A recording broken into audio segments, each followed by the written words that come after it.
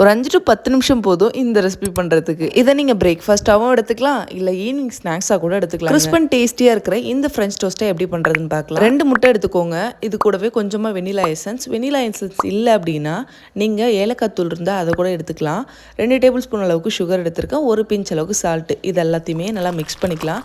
கூடவே காய்ச்சி ஆற வச்சு 1 டம்ளர் பால் சேர்த்துக்கலாம். இந்த ஸ்டேஜில் சுகர் ஓகேவா அப்படின்னு சொல்லி செக் பண்ணி பார்த்துக்கோங்க. அப்படி இல்லாட்டி ஒரு 2 டேபிள் ஸ்பூன் அளவுக்கு நாட்டு சக்கரை சேர்த்துருக்கேன். நம்ம சேர்த்துருக்க சுகர் எல்லாமே நல்லா மிக்ஸ் பண்ணி விட்டுருங்க.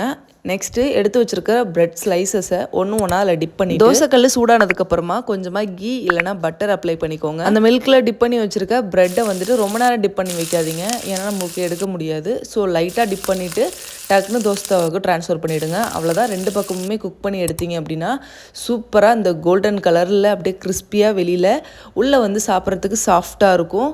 இதை நீங்கள் ஸ்நாக்ஸாகவும் சாப்பிட்லாம், இல்லை பிரேக்ஃபாஸ்ட்டாகவும் சாப்பிட்லாம். ஸ்கூலுக்கு போகிற குழந்தைங்களுக்கு நீங்கள் ஸ்நாக்ஸ் பாக்ஸ்லேயும் வச்சு கொடுத்து அனுப்பலாம். அப்புறம் என்ன இன்னும் வெயிட் பண்ணிட்டு இருக்கீங்க? தேவையான பொருளாக இருக்கான்னு பார்த்துட்டு கடை வேலையை ஸ்டார்ட் பண்ணுங்கள். வீடியோ சேவ் பண்ண மறந்துடாதீங்க, ஷேர் பண்ண மறந்துடாதீங்க.